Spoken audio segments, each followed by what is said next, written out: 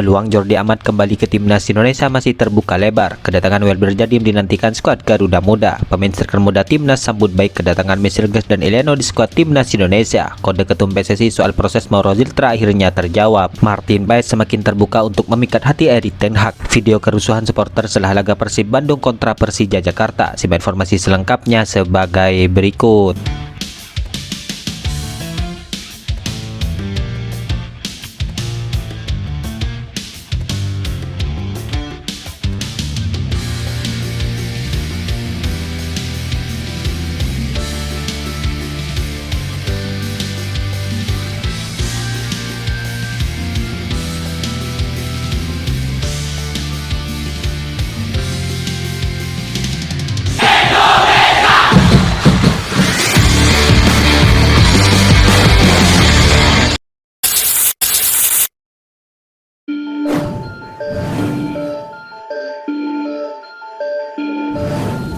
Terjadi kerusuhan supporter setelah laga Persib Bandung versus Persija Jakarta. Dilansir tribunwall.com, laga Persib Bandung versus Persija Jakarta adalah laga lanjutan pekan ke-6 di Liga 1 musim ini yang digelar di Stadion Sijalak Harupat. Pertandingan itu dimenangkan oleh Persib Bandung dengan skor akhir 2-0. Momen kerusuhan itu tersebar luaskan di jagat maya dan diunggah oleh akun-akun sepak bola tanah air. Salah satunya diantaranya adalah Ngapak Football. Dalam unggahan video berdurasi singkat itu, tampak oknum supporter turun ke lapangan setelah laga selesai. Disebutkan bahwa para supporter tersebut menyerang steward. Akan tetapi belum diketahui secara pasti terkait motif atau alasan apa para supporter tersebut menyerang steward. Para supporter itu pun berlarian menyusuri lapangan stadion dan menyerang steward. Supporter nyerang steward, entah belum tahu masalahnya, tulis sepenggal kapsen di postingan tersebut. Hingga kabar ini dimuat, belum diketahui terkait adanya korban dalam kerusuhan tersebut. Selain itu, pihak Persib Bandung maupun keamanan belum buka suara terkait aksi krusial itu. Hanya saja aksi tidak terpuji itu berpotensi merugikan Persib Bandung, di mana Persib Bandung bisa dikenai sanksi denda atau laga tanpa penonton di Liga 1 musim ini.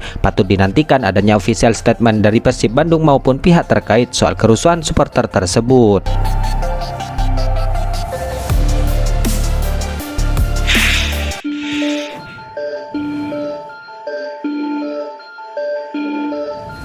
Jordi Amat saat ini sudah mulai comeback ke pertandingan klubnya setelah mengalami cedera yang membuatnya nyaris absen selama 1 bulan. Dengan begitu, Jordi Amat tentu sudah bisa dipanggil lagi ke timnas Indonesia untuk putaran ketiga ini.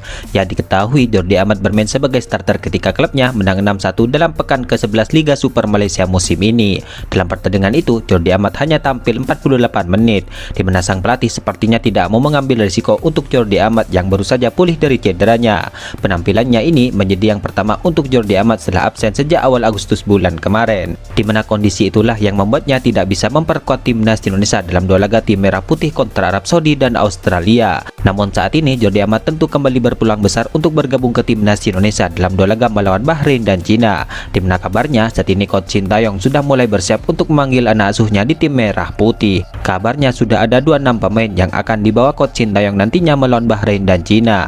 Namun di sini peluang Jordi Amat malah dikabarkan belum tentu dibawa oleh Coach Sintayong.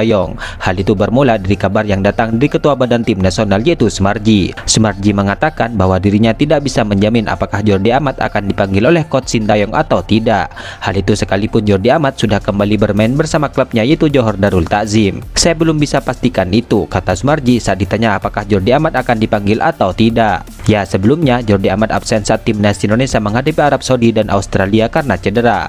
Mulai sejak itu, absennya Jordi Amat itu sudah mulai digantikan oleh pemain-pemain lainnya yang usianya jauh lebih muda.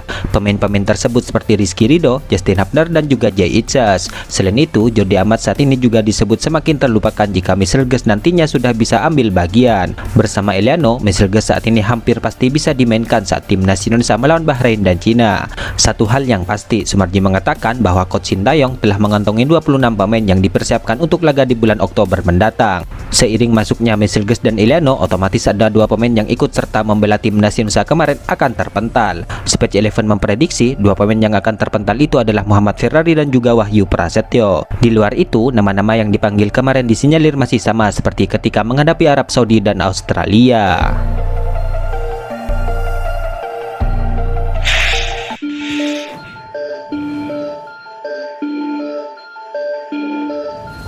Ketua Umum PSSI Erick Thohir kini kabarnya memberikan konfirmasi terkait Mauro Ziltra.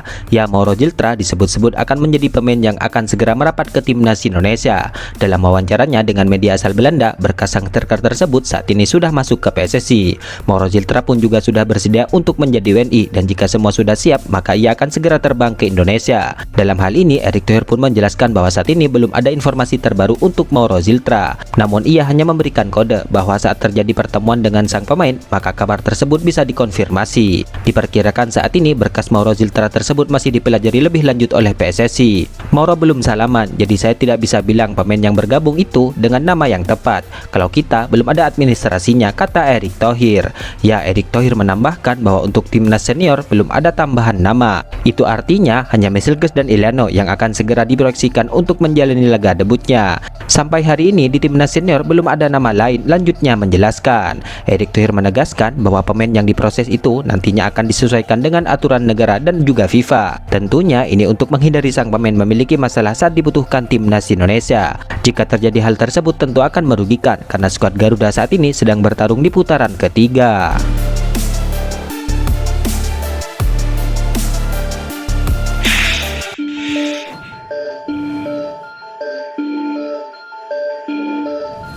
Kiper timnas Indonesia yaitu Martin Paes kini disebut-sebut masuk ke dalam bidikan Manchester United. Tentu hal ini menjadi pertanyaan di dunia maya sepak bola tanah air. Ya, Martin Paes memang terus menunjukkan pesonanya bersama FC Dallas. Minggu pagi kemarin FC Dallas menjamu Los Angeles di lanjutan MLS 2024. Kiper 26 tahun itu pun dipercaya sebagai starter. Seperti biasa, Martin Paes selalu membuat penyelamatan minimal 3 kali per pertandingan. Untuk laga terbarunya, Martin Paes membuat 3 penyelamatan krusial. Oh my Martin Paes, tulis akun Instagram FC Dallas mengomentari tepisan Martin Paes yang menggagalkan peluang emas pemain lawannya. Berkat bantuan Martin Paes, FC Dallas menang dengan skor akhir 3-1. Banyak warganet di media sosial itu pun yang melemparkan harapannya. Salah satunya adalah akun Dede Outdoor yang berharap Martin Paes diboyong oleh Manchester United. Bentar lagi pindah ke MU, tulis akun di atas mengomentari video unggahan FC Dallas. Ya, peluang Martin Paes untuk diboyong Manchester United tentu masih terbuka lebar. Sebab pelatih MU yaitu Erik ten Hag bisa mendatangkan pemainnya yang ada kaitannya dengan Belanda. Di bursa transfer musim panas 2024 kemarin, Martin Paes pun juga sempat dibidik oleh klub Serie A Italia yaitu Empoli. Namun transfer itu pun batal karena Empoli melemparkan tawaran ketika MLS 2024 tengah memasuki fase krusial.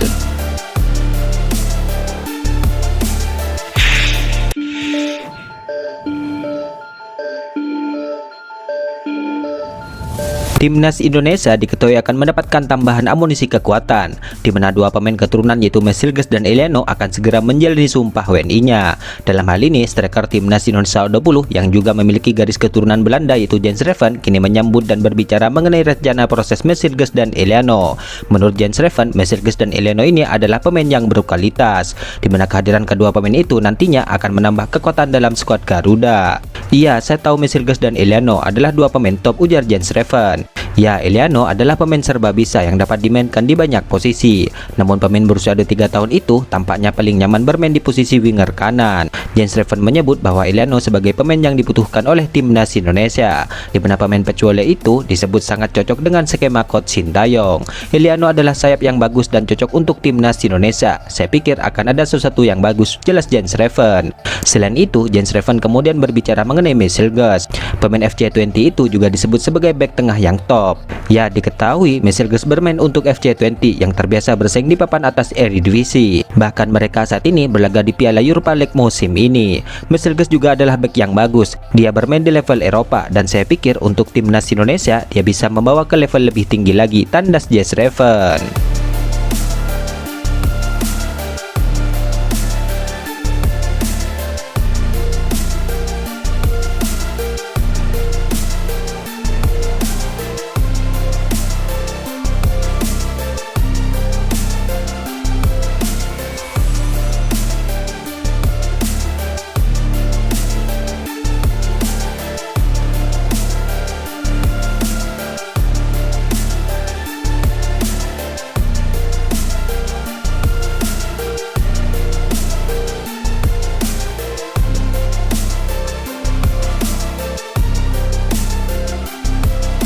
Itulah ulasan terkini hangat dan menarik seputar tim Merah Putih yang dapat kami sajikan hari ini. Jangan lupa dukung terus tim Merah Putih di channel ini dan salam olahraga.